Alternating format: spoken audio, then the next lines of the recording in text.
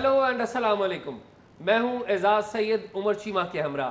आज हम programme talk shock में 3 अहम मौज़ूआत पर बात कर रहे हैं। सबसे पहले हम बात करेंगे निगरान वज़ीर आज़म के मामले पर कि ये मामला कहां अटका हुआ है। दूसरे नंबर पर हम बात करेंगे कि सुप्रीम कोर्ट ऑफ पाकिस्तान ने पार्लियामेंट का बनाया हुआ एक कानून है उसे कालअदम करार दे दिया है, इसके ऊपर मुख्तसर सी बात करेंगे। और तीसरे नंबर पर बात करेंगे बुशरा बीबी की एक डायरी, मुबैना डायरी, उसके हवाले से कि क्या इस तरह के जो डॉक्यूमेंट्स हैं वो पब्लिक डोमेन में आने चाहिए या नहीं। उमर चीमा से बात का आगाज़ करते हैं। चीमा साहब, निगरान वज़ीर आज़म का मामला आपकी मालूमात के मुताबिक कहाँ अटका हुआ? शायद मेरी तो आज गर्दन नहीं मोड़ रही, पता नहीं क्या। अच्छा, हाँ, सोई नहीं रात को? ठीक। नहीं रात को तो सोया हूँ, लेकिन पता नहीं जिस तरह आपकी उधर देखे हैं कैमरे में तो चीमा साहब, उसकी वजह ये होगी ना कि वो निगरान काबीना में वजीर बनने के लिए आप जिस तरह शायद तैयारी में आप है देखें, यानी कि मैं देखें, मैं जो है ना वज़ीर का कैंडिडेट नहीं हूँ, मैं वज़ारत उस्मा का कैंडिडेट हूँ। यानी कि वज़ीर क्या आप हैं? नहीं, ठीक है, मैं नहीं नहीं, आपने लास्ट टाइम जो है वज़ारत हारजा की ख्वाहिश ज़ाहिर की थी। नहीं, वो तो एक आपने बात की ना, आप हालांकि मुझे वज़ीर-ए-आज़म बना रहे थे। अच्छा, यानी कि आप देखें कितने तेज आदमी है, आप मुझे वज़ीर-ए-आज़म बना रहे थे और एक्चुअली मैं आपको कह रहा था नहीं चीमा साहब, ये बात आपके दिल में है। नहीं, ये दिल में नहीं है। शायद अगर आपने मुझे वज़ीर आज़म ना बनाया होता उस दिन, तो मैंने कहना था यार मैं आपको वज़ारत उज़्मा की बात कर रहा हूँ, आप वज़ीर हाजा पे चलिए, दिल खुश करने की बातें अलग, असल बात आए खबर के ऊपर। आपके मुताबिक कहाँ पे फंसा हुआ? शायद पहले आप मुझे बताएं। चीमा साहब, मेरा ये ख्याल है कि ये जो मामला है, ये मामला स्क्वीज करके दो बंदों के दरमियान में है। एक नवाज शरीफ साहब है, उनके पास है, और दूसरा मामला है आसिम मुनीर के पास। हमें अच्छा लगे बुरा लगे, कानूनी है नहीं है, जमहूरी है नहीं है, लेकिन मैं फैक्ट्स के ऊपर बात कर रहा हूँ। अब दो राय हैं इसके ऊपर। एक तो ये है कि अगर कैंडिडेट जो सामने आएगा उससे देखकर हमें पता लगेगा कि लंदन प्रिवेल करता है या रावलपिंडी प्रिवेल करता है। अगर दोनों के दरमियान पूरी अंडरस्टैंडिंग है और दोनों जिसे कहते हैं ना एक पेज पे हैं, तो फिर तो लंदन प्रिवेल कर जाएगा, ठीक है। और अगर पिंडी प्रिवेल करना चाहे तो पिंडी प्रिवेल करेगा। तो कैंडिडेट देख के पता चल जाएगा। ये जो सादिक संजरानी का नाम आया है, आपको पता है सादिक संजरानी भी नए कैंडिडेट के तौर पर आए हैं। मैं आपको मालूमात दे रहा हूँ कि बहुत सारी कुव्वतें हैं हमारी इस्टेब्लिशमेंट के अंदर, वो चाहती हैं कि सादिक संजरानी बन जाए। यानी सादिक संजरानी, आपको पता है कि नून लीग ने भी गले लगाया हुआ है, पीपल्स पार्टी भी उस पर बड़ा एतमाद जरदारी साहब करते हैं, और आपको पता है किस तरह नो कॉन्फिडेंस इन पार्टियों ने की थी और किस तरह ये शिकस्त हुई थी। एक और डेवलपमेंट हुई मेरी इतलात के मुताबिक, जो कामरान टिसूरी हैं जो कि एमक्यूएम के हैं, गवर्नर हैं जो सिंध गवर्नर हैं सिंध के, और उनका भी इस्टेब्लिशमेंट से बड़ा गहरा ताल्लुक बताया जाता है। वो आगे बढ़ के आ गए हैं सादिक संजरानी की हिमायत में। वो मेरी इतलात के मुताबिक इस्लामाबाद में शायद वो आए हुए थे और वो राब्ते रुब्ते कर रहे थे, और उधर से बैठ के भी उन्होंने राब्ते रुब्ते किए हैं कि वो चाहते हैं कि सादिक संजरानी हो जाए। एक मूवमेंट तो लॉबिंग तो हर कोई कर रहा है, ठीक है, लेकिन एट द सेम टाइम जो मामलात हैं ये रुके हुए हैं, पब्लिक डोमेन में नहीं आ रहे। पब्लिक डोमेन में ना आने की एक जो वजह जो मेरी इतलात के मुताबिक है कि अगर कोई सियासी नाम आया तो थिंकिंग ये भी है कि उसको दो तरफ से, यानी कि अगर लंदन ने कोई ऐसा नाम दे दिया, नवाज शरीफ साहब ने कोई ऐसा नाम दे दिया जिसकी क्लियर पॉलिटिकल तरफदारी होगी, या शहबाज शरीफ हो जाए, इसहाक डार हो जाए, या कोई और हो जाए, तो दो तरफ से उन्हें प्रॉब्लम का सामना करना पड़ सकता है। नंबर 1, एक इलेक्शन कमीशन का सामना करना पड़ सकता है, लेकिन इलेक्शन कमीशन के इस्टेब्लिशमेंट से अच्छे ताल्लुकात हैं, ये याद रखें। अगर इस्टेब्लिशमेंट इलेक्शन कमीशन को कहे कि तुमने ये नहीं करना, आपने ये नहीं करना, तो मेरा नहीं ख्याल कि इलेक्शन कमीशन कभी करेंगे, chief election commissioner Sikandar Sultan Raja. लेकिन जो दूसरी तरफ से बड़ी प्रॉब्लम आ सकती है वो पाकिस्तान की अदलिया की तरफ से आ सकती है, सुप्रीम कोर्ट ऑफ पाकिस्तान की तरफ से आ सकती है। तो ये जो कैलकुलेशन जो इस वक्त हो रही है ना, ये इस लेवल की हो रही है, और इसे at the 11th our final किया जाएगा और एट द 11th आवर इसको अनाउंस किया जाएगा। और एट द सेम टाइम आप ये भी देख लें कि आपके जो चीफ इलेक्शन कमिश्नर हैं, इन्होंने एक ऑर्डर कर दिया, which is good, to my understanding is good, कि जो प्राइम मिनिस्टर हैं शहबाज शरीफ, क्योंकि वो तो उस वक्त तक प्राइम मिनिस्टर है जब तक नया नहीं आएगा, वो कोई पोस्टिंग ट्रांसफ़र नहीं कर सकते, अपॉइंटमेंट नहीं कर सकते। और एट द सेम टाइम जब वज़ीर आज़म की भी नहीं, वज़ीर आज़म की तो एक आईनी मामला है ना, लेकिन ये जो एग्जेक्टिव की है, इंतजामिया की, आपको पता है चेयरमैन नादरा अभी तैनात नहीं हुए, उसके लिए इंटरव्यूज़ हो रहे थे वजारत दाखिला में। वो जनरल साहब जो है ना, वो नया पाकिस्तान हाउसिंग वाले general Haider, he is a very serious candidate. साबिक जो चेयरमैन नादरा है, उस्मान मुबीन और भी मुख्तलिफ लोग, वो भी। और आपको पता है 20 तारीख को, पिछले माह की 20 तारीख को उसके इश्तिहार की डेट ख़त्म हो गई थी, और बाद में एक आर्डर किया गया वजारत दाखिला की तरफ से कि अगर किसी ने बनना है तो उसे अपने मौजूदा ओहदे से इस्तीफ़ा देना पड़ेगा उसको, और उसमें जर्नैल इज़ आल्सो एलिजिबल। तो ये मेरा ये ख्याल है, coming back to the interim prime minister, मेरा ये ख्याल है कि जो कैलकुलेशन है वो अदलिया के हवाले से की जा रही है कि हम अगर ये नाम देंगे तो अदलिया में कोई पिटीशन दायर कर दे कि ये तो पॉलिटिकल है, ये मसला हो जाएगा। तो the problem lies in that issue. अच्छा शाह जी, मुझे इजाज़त हो तो जी प्लीज़। अच्छा शाह जी, आप कह रहे हैं ना 2 बंदों के दरमियान, तो मैं आपको ये बताऊं कि ये 2 बंदों के दरमियान नहीं है, ये एक बंदे का मसला है। ठीक है। और उसका नाम है नवाज शरीफ। ठीक। ये मामला सिर्फ उधर लटका हुआ है, पिंडी की तरफ से कोई प्रॉब्लम नहीं है। ठीक है। ठीक है, NOC है। ठीक है। और उधर तो ये कह रहा हूँ ना कि दोनों हैंड वो एक पेज पे है। नहीं, मैं ये कह रहा हूँ, एक होता है ना कि कोई कैंडिडेट्स पर कोई बड़ा हो जी कि नहीं हमारा ये वो, इतना नहीं है इशू। अच्छा। ठीक है। इसहाक डार जो है अभी भी टॉप कंटेंडर है। और आज हमारे दोस्त हैं महताब हैदर साहब, और वो इकानमी को कवर करते हैं, उन्होंने कहा जी कि तमाम वज़रा ने अपनी फेयरवेल जो भी पार्टीज़ होती हैं अपने की हैं, एक मिनिस्टर है जिसने नहीं की, वो कौन मिनिस्टर है? तो मैंने उनको पूछा नहीं, लेकिन मेरे लिए इसहाक डार की बात कर रहे हैं, वो कवर भी इकानमी को करते हैं। हाँ, वो कौन से हैं? एक इसहाक डार का कहते हैं कि वो कंटिन्यू करेंगे इन एनी पोजीशन, और दूसरी शरी रहमान का नाम भी है कि जो कंटिन्यू करेंगे। नहीं, फेयरवेल के वाले से मैं बात कर रहा हूँ। नहीं, फेयरवेल उन्होंने फेयरवेल के बारे में कोई ट्वीट किया हुआ था। अच्छा, ये मामला जो है ना अब नवाज शरीफ के पास है। ठीक है, पिंडी वालों को कोई ऐसा इतराज़ नहीं है। ये बाकी नाम जो है नहीं कि कई आए कई गए, वो नंबर 1 है, ये दूसरे तीसरे पे आ सकते हैं। सादिक संजरानी की जो आप बात कर रहे हैं, सादिक संजरानी जो है वो जनरल फैज़ के बहुत करीब थे। ठीक है, अभी उन्हें ऐसा कोई मजबूत सहारा नहीं मिला जिस तरह के उन्हें जनरल फैज़ की शक्ल में पहले मिला हुआ था।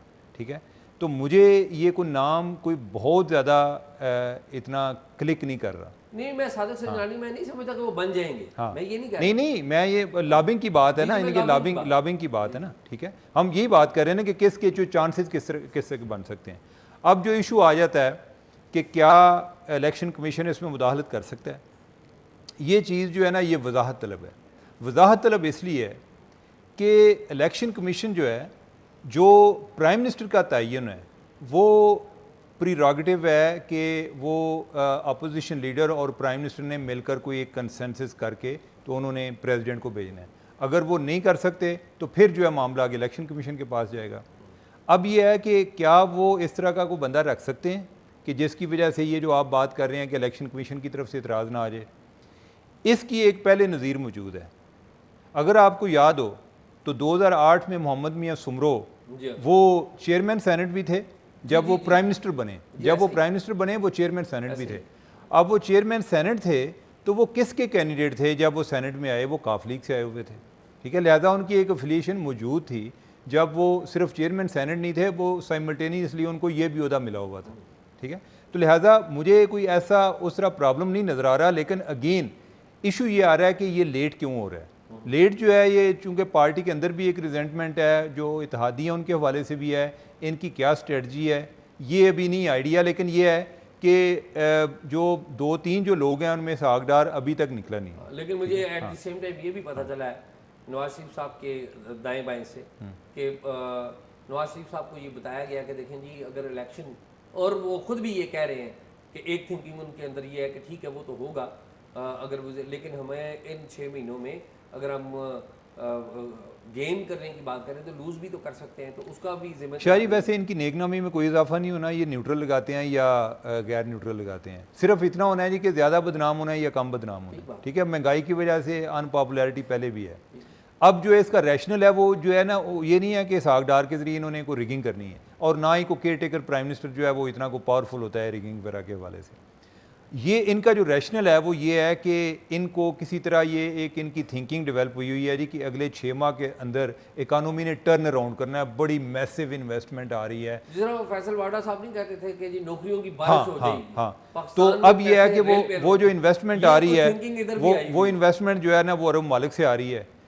क्रेडिट का इशू है, क्रेडिट का इशू ये है कि अगर कोई लेट से कि हफीज़ शेख को लगा देते हैं तो इसका मतलब है कि तासर ये जाएगा जी कि हफीज़ शेख जो हैं उन्होंने 6 माह के अंदर कोई ऐसा मुआवजा कर दिखाया, लेकिन वो चाहते हैं कि ये क्रेडिट जो है हमें ही हो। हम पहले जो हमने बदनामी मुंह पे अपने पे कालिक मली हुई है, तो ये है कि अगर हम ये को टर्न अराउंड करते हैं, अगर वो कर सकते हैं तो ये है कि इसका क्रेडिट भी हमें जाना चाहिए, और हम जाके आगे इलेक्शन में बताएंगे जी देखें हमें टाइम कम मिला, हमने डूबी हुई इकानमी को दोबारा एक फ्लोटिंग पोजीशन में लेकर आए। मैं आखिरी बात करता हूँ, इस मौजू पे ख़त्म करते हैं। चीमा साहब ये याद रखिएगा कि अगर निगरान सेटअप इस्टेब्लिशमेंट की चॉइस का आया और वो सिस्टम चल गया, इकानमी टर्न अराउंड हो गई, तो फिर आप इस मुल्क में इलेक्शन और जमहूरियत का भी अल्लाह हाफिज कर लें, फिर वही सिस्टम चलेगा। शायद ये नहीं है मसला। एक सुन ले मेरी, सुन ले, मैं मालूमात की बात कर रहा हूँ।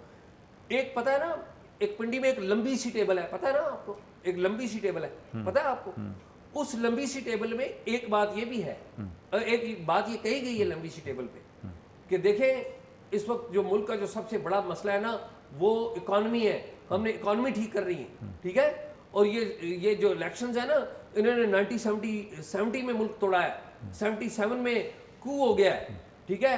1997 में इलेक्शन आए तो क्लियर मेजॉरिटी आई थी एक पार्टी की, नून लीग की, तो कू हो गया था। तो हमने ना ये जो इलेक्शन है ये मसाइल पैदा करते हैं, तो ये एक थिंकिंग, एक व्यू वहाँ पर लंबी टेबल पे है। शायरी वो है, लेकिन ये है कि पिंडी का जो एक डेमोक्रेसी पर जो स्टेक्स हैं वो इसलिए नहीं है कि उन्हें जमहूरियत बड़ी पसंद है, उन्हें ये पता है कि जमहूरियत वो किस हालत में हो, हमें कोई ना कोई एक पॉपुलर विल की ज़रूरत रहती है। इलेक्शन या बेशक हम पीछे रहकर ही चीज़ों को कंट्रोल करें, लेकिन सामने कोई आपको एक अवामी नुमाइंदे चाहिए, ठीक है। वो ये नहीं है कि अगर इकानमी ठीक होगी तो वो सारी चीज़ें ठीक हो जाएंगी। और हमारे वाला जो सिस्टम है ना, इसमें चाइना वाला मॉडल उस तरह से चल नहीं सकता, ठीक है। और ये पहले भी जो है इनके वो एक स्टेज के बाद जो मुशर्रफ है, मुशर्रफ को क्यों जमहूरियत की जरूरत पेश है, इसीलिए पेश है। चाइना वाला मॉडल नहीं चल सकता, अभी तो चाइना वाला ही आप चला रहे हैं। शायद नहीं चाइना वाला, नहीं चाइना, शायद ये नहीं कि मेरे ख्याल आगे चले बात चल जाएगा। अगली बात है कि आपको पता है 184 के बारे में पार्लियामेंट ने कानून साजी की थी कि सुप्रीम कोर्ट ने अगर कोई फैसला किसी को दिया हुआ है तो उस फैसले के ऊपर नजरसानी अपील हो सकती है, और वो जज साहिबान नहीं सुनेंगे जो पहले ये सुन चुके हैं। नहीं, लार्जर बेंच, लार्जर यानी कि आप जो है उसमें और लोग भी शामिल हैं, ठीक है। और सुप्रीम कोर्ट ने आज उसको कानून साजी को कल अदम करार दे दिया। सिर्फ एक मुख्तसर सी बात करें, आप एक अपनी राय दें, मैं अपनी राय देता हूँ। चाहिए पहले आप अपनी राय दे रहे हैं। चीमा साहब, मैं ये समझता हूँ कि सुप्रीम कोर्ट का ये जो फैसला है ये दुरुस्त फैसला नहीं है, ठीक है। सुप्रीम कोर्ट की और आला अदलिया के जजेस की कोई अकाउंटेबिलिटी नहीं है। पार्लियामेंट ने ये कानून पास किया था, उस कानून की सेहत के ऊपर आप बात कर सकते हैं, लेकिन ये पार्लियामेंट क्या है? पार्लियामेंट चारों सूबों को रिप्रेजेंट करती है। सेनेट ऑफ पाकिस्तान ने भी उस बिल की अप्रूवल दी थी जिसमें चारों सूबों ने, चारों मुल्क के भाइयों ने इकट्ठे बैठा थे। नेशनल असम्बली ने भी उसको सपोर्ट किया था, अप्रूव किया था। सदर पाकिस्तान ने उसके ऊपर मोहर लगाई थी। ये क्या जज के चारों सूबों से आते हैं? ये तो चारों सूबों की नुमाइंदगी नहीं करते। ये तो अगर आप इन जजेस की ढूंढने लग पड़े तो सबसे ज्यादा तो पंजाब के जज। चलिए बात ये है, ठीक है, पहली बात बात तो ये है कि बात ये है कि अदलिया से कोई पूछने वाला नहीं है। अदलिया की अकाउंटेबिलिटी जब तक नहीं इस मुल्क में होगी, कुछ भी नहीं होगा। इस मुल्क की खराबी में सियासतदानों का ज़रा एक रोल है, नो डाउट। सबसे पहले अगर किसी का रोल है तो वो हमारी फौजी इस्टेब्लिशमेंट का है, और फौजी इस्टेब्लिशमेंट के बाद अगर फौजी इस्टेब्लिशमेंट को गलत रास्ता कोई दिखाती रही और साथ देती रही, वो हमारी अदलिया है। तीसरे नंबर पे आते हैं हमारे पॉलिटिशियन, ठीक है। तो मेरा ये ख्याल है, एजाज बात ये है कि ये सिर्फ ये मसला नहीं कि ये पार्लियामेंट ने पास किया। अगर हम अदलिया के हवाले से बात करें, अब ये देखें कितनी बड़ी नाइंसाफ़ी है कि जो ईवान इंसाफ कर रहे हैं कि जो एक होता क्या है कि आमतौर पे केस ट्रायल कोर्ट से चलता है, हाई कोर्ट से होता हुआ सुप्रीम कोर्ट जाता है। अब इन्हें आइन ने ये इख्तियार दिया हुआ है कि आप जो है को पब्लिक इंटरेस्ट की लिटिगेशन में डायरेक्ट भी जंप लगा सकते हैं, जो कि ये सू मोटो के ज़रिए लगाते हैं, ठीक है। लेकिन उसमें जो 184(3) है, 184 की जो शेख 3 है, उसमें ये नहीं बताया गया कि भाई आपने आगे जो उसके खिलाफ अपील होगी या उसका क्या तरीकाकार होगा। ये इन्होंने किधर से वजह किया हुआ है? इन्होंने 1980 के रूल्स बनाए हुए हैं जो कि पार्लियामेंट के अप्रूव नहीं है, इन्होंने अपने बनाए हुए हैं, ठीक है। अब उन रूल्स के तहत जो है ये अपील का हक जो है इन्होंने उनसे लिया हुआ है, यानी कि नजरसानी कर दी। उसमें वही जो जज हैं, एजाज यार किसी मेरी और आपकी खबर पे कोई तरदीद आ जाए ना तो बड़ी हिम्मत चाहिए कि उसका एतराफ़ भी करना कि मेरी खबर गलत थी। इधर जो है वो जज इनको को पूछने वाला नहीं है, ठीक है। और वो ये कह रहे हैं जी कि हम ही सुनेंगे कि आपने पहले तय करके एक पब्लिक इंटरेस्ट का केस उठाया, आपने यानी चांसेस यही होता है कि अक्सर नेगेटिव फैसला होता है। कभी ये नहीं हुआ कि ओहो हम तो ये समझे थे ये तो कोई और निकल आया, नहीं हम जो है नहीं कि हम अपनी गलती का एतराफ़ करते हैं, ऐसा तो नहीं होता। तो आप जो है वो केस उठाते हैं, पहले दिन ही पता चल जाता है कि फ़ैसला क्या है, और फिर ऊपर से लाजम ये करार दिया गया है कि अगर उसके खिलाफ कोई रिव्यू होगा तो वो भी वही जो 2-3 जज हैं वही करेंगे। तो इस अदालत जो पार्लियामेंट ने कहा था और ये वैलिड था कि आप जो है कोई लार्जर बेंच बना लें ताकि और भी ओपिनियन आने दें, कोई आपसे गलती के भी इम्कान हो सकते हैं। और इजाज़ मैं आपको एक एग्जांपल दूं, एक दफ़ा मेरे पास एक बंदा आया अटक से ना, टेक्सला से। वो टेक्सला हैवी मैकेनिकल इंडस्ट्री में थे, रिटायर हो गए। उनका कोई उधर से कोई एक क्लेम था जी कि मेरे पास जो गाड़ी थी मैंने 10 साल इस्तेमाल किया तो ये मेरे पास ही अब रहनी चाहिए, जो रूल्स के मुताबिक रूल्स बनाए हुए हैं। अदालत ने ना वो ट्रिब्यूनल से होता हुआ मामला सुप्रीम कोर्ट तक आया तो उन्होंने कहा जी कि नहीं, ये उन पर पॉलिसी अप्लाई होती है कि जो हैवी इंडस्ट्री टेक्सला के रेगुलर एम्प्लॉइज़ हों। आप रेगुलर एम्प्लॉई नहीं थे, आप डेपुटेशन पे थे, लिहाजा केस खारिज। उस बंदे ने आगे रिव्यू में गया और ये साबित किया जी कि मैं तो शुरू से उधर ही एम्प्लॉई था, नहीं कि जिस बुनियाद पे आपने मेरा केस फारग किया है वो आपने गलती की बुनियाद पे किया है। जैसे साकम सार का एक बैंक था जिसने केस उनका सुना था, उन्होंने कहा जी कि नहीं कोई नई चीज़ ऐड नहीं हुई, लिहाजा ये भी फारग। कि आप किसी और को चांस नहीं देते। अपने मामले में ये कहा जी कि अदलिया की आज़ादी, भाई आप किस तरह की आज़ादी चाहते हैं कि आपके पास ही रहना है, यानी कि आप जो है नहीं कि अकाउंटेबिलिटी नहीं चाहते। इनका एजाज़ ये जो 19A है जिसके तहत जो है एक मालूमात तक रसाई का कानून है, ये सब पर लागू होता है। वो मुख्तार अहमद अली जो हैं वो CPDI के जो फॉर्मर कमिश्नर भी रहे हैं, इंफॉर्मेशन कमिश्नर, उन्होंने को मेरे 5 साल हो गए हैं कि एप्लीकेशन दी हुई है कि मुझे बताएं कि आपने कितने बंदे भर्ती किए कॉन्ट्रैक्ट पे, रेगुलर, जो कोटा आपने रखे है, जो दूसरों पे कोटा इन्फोर्स करते हैं कि माजूर लोग जो हैं उनका इतना कोटा है या ट्रांसजेंडर उनका इतना कोटा है, वो इधर कितना अप्लाई हुआ है, ये इन्फॉर्मेशन का उनको इन्फॉर्मेशन नहीं दे रहे। और ये कहा यानी कि उसमें जो जवाबन कहा उन्होंने कहा जी कि ये इन्फॉर्मेशन, एक तो ये लॉ हम पर अप्लाई नहीं होता, हालांकि लॉ में लिखा हुआ है कि ये अदालतों पर भी अप्लाई होगा। दूसरा उन्होंने कहा जी कि इससे तो अदलिया की आज़ादी मुतासर होती है। यानी कि आप देखें ना यार, क्या मामला इनको कोई बंदा पूछ नहीं सकता। बिल्कुल, ये तो बस अल्लाह पर ही मामला छोड़ दिया कि अल्लाह ताला इनका फैसला करेगा। और इसके अलावा इस कायनात में ये पूरी दुनिया के फैसले करते हैं, पूरे मुल्क के बारे में तय करते हैं जी कि कौन ठीक है कौन गलत है, इनके बारे में कोई म्यार नहीं। एनीहाउ चीमा साहब, अगला मौजू है वो बड़ा इंपॉर्टेंट है, वो ये है कि बुशरा बीबी से एक डायरी मंसूब की जा रही है जो आई है, उसके ऊपर बड़ी बातें हुई हैं। मैं ज़ाती तौर पर समझता हूँ कि जब अनटिल और अनलेस इस बात का यकीन ना हो जाए कि ये उनकी है, और फिर इसके ऊपर थोड़े से प्राइवेसी के उसूल भी और मीडिया को भी एहतियात करनी चाहिए। तो आपके पास इस पे कोई ओपिनियन है इसके ऊपर? एजाज पहली बात, लेकिन पहली बात यह कि ये डायरी आई कैसे, पहली बात तो ये बताएं। एजाज ये डायरी जो है ना ज़्यादातर तो चल रहा है पुलिस के ज़राए से हवाले से कि पुलिस जो है जो इमरान खान को पकड़ने गई थी उसी ने सब कुछ किया है। लेकिन यह है कि मेरी उधर कोई 1-2 लोगों से बात हुई है जो उस रेडिंग पार्टी का हिस्सा थे, जो इस अमल में इन्वॉल्व थे। उन्होंने कहा जी कि हम तो गए हैं, हमने यही किया है कि जो जब इनके घर में गए हैं तो आगे जिस तरह आप जिक्र कर रहे थे कि वो दरवाज़ा नहीं खोल रहे थे तो आगे शीशा एक जगह पे तोड़ा। उन्होंने कहा जी कि हमारे पार्ट पे तो यही है, हम इमरान खान, हमारे पास जो सबसे कीमती चीज़ नज़र आई है दूसरे अल्फाज में वो इमरान खान थे, हम तो उसको लेकर तो चले गए हैं।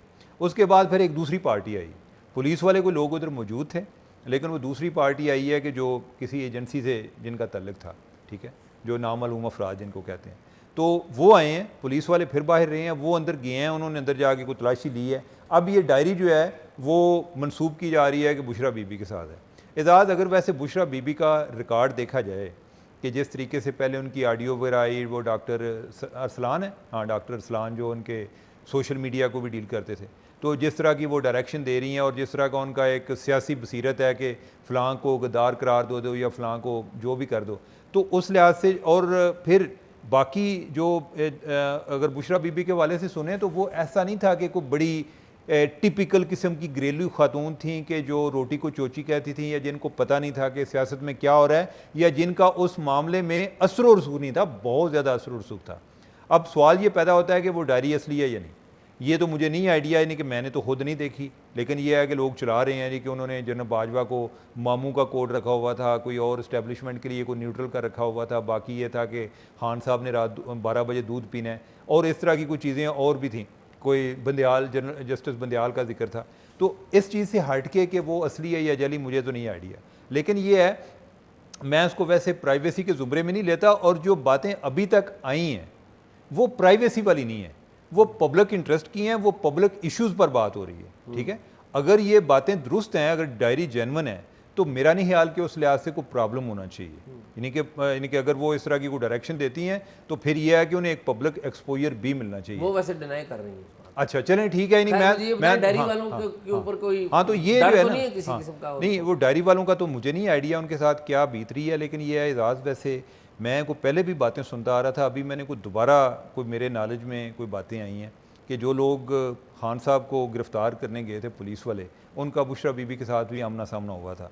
यानी कि उसमें जिस तरह वो एक बेगम थी तो उन्होंने ऑब्वियसली कहा होगा जी कि भाई क्या किधर है, तो ये है कि उन्होंने कहा जी कि बीबी आप खामोश रहें। लेकिन ये है कि उसके बाद जो है ना, वो खान साहब को छोड़ के वो खामोश बैठे हुए हैं। वो कह रहे हैं कि पता नहीं हम पे क्या हुआ है, कोई किसी ने जादू किया, क्या हुआ है, हम उस दिन से परेशान फिर रहे हैं और हमारे सीधे काम भी उल्टे हो रहे हैं। यानी कि एक ने को मुझे आपने को पुरानी एक फ़ाइल का हवाला दिया कि वो अभी एक फाइनल स्टेज पे पहुंच रही थी और अब जो है पता चला कि वो उधर से गुम हो गई है। दूसरे ने को बताया जी कि उसके कोई बच्चों में किसी कोई बाहर पढ़ता था और वो अचानक जो है एयरपोर्ट वालों ने वापस भेज दिया जी कि नहीं फ़लाँ इशू है, तो परेशानी है। और वो जो है ना, मैं आज भी पूछ रहा था कि क्या बने, तो उन्होंने कहा जी कि आजकल तो हम यही कर रहे हैं कि वो सूरह यासीन से आगे ना सूरत मेरे ख्याल सूरत सौफ है या साफ इस तरह उसको बोलते हैं, वो कहता है जी कि किसी ने बताया कि उसकी ना तिलावत करके ना तो अपने आप पर फूंकें, तो हम ये कर रहे हैं। अच्छा वैसे एजाज़, ये बात जो है ना, ये पहले जब इमरान खान प्राइम मिनिस्टर थे उस टाइम भी मैंने ब्यूरोक्रेसी में देखा कि बड़ा खौफ था।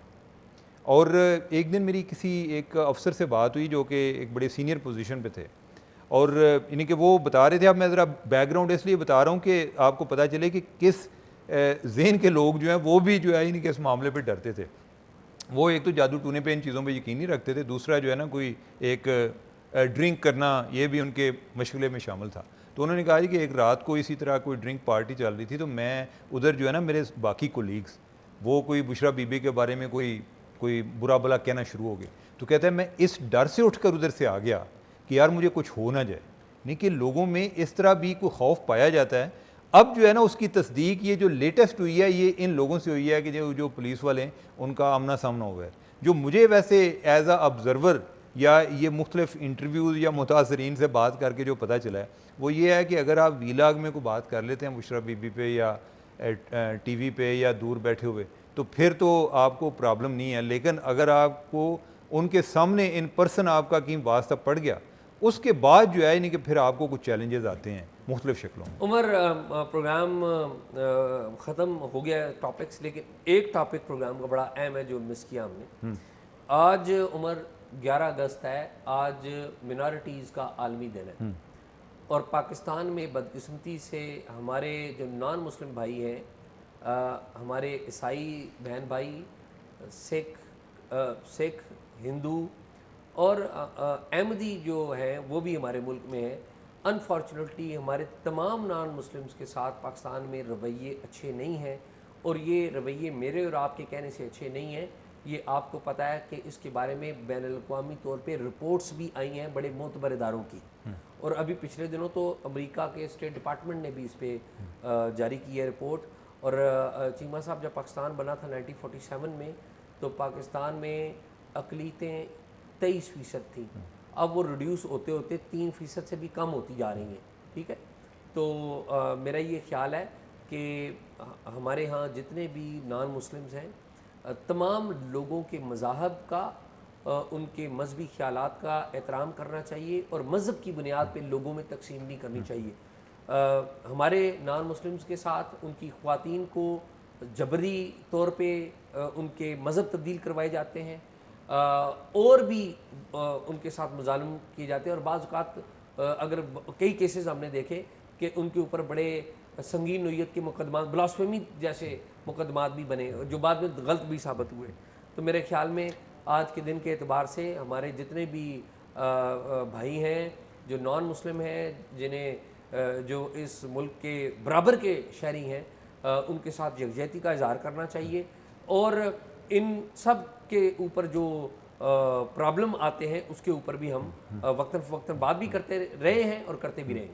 तो एजाज़, मैं भी कोई यकजहती का इजहार कर लूँ? हाँ, अच्छा, एक तो ये है कि जिस तरह आपने बात की कि अहमदी कम्युनिटी की, और मैं अभी कल की अखबार डान अखबार में ख़बर पढ़ रहा था कि एक तो इनकी जो इबादत गाहें हैं मुख्तलिफ़ जगहों पे गिराई जा रही हैं, तो जुल्म ये है कि वो आम शहरी नहीं है, उधर पुलिस जो है वो लीड ले रही होती है, ठीक है, पुलिस कर रही है। अच्छा, अब इनको पूछा जाए, पहली बात तो ये है कि उन पर बात करना ये है कि ये भी खतरा लगा रहता है कि कोई ये ना कहे जी कि ये भी अहमदी, ठीक है। अच्छा, दूसरी चीज़ ये है कि उनको पूछें कि यार आप ये क्यों करते हैं, आप पूरी दुनिया के मामे बने होते हैं जी कि वो फ़लाँ जगह पे माइनॉरिटीज़ के साथ ये हो रहा है।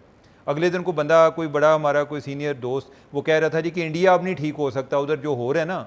मैंने कहा जी आपको इंडिया की फ़िक्र पड़ी हुई, ये पाकिस्तान में बड़ी देर से हो रहा है ये काम।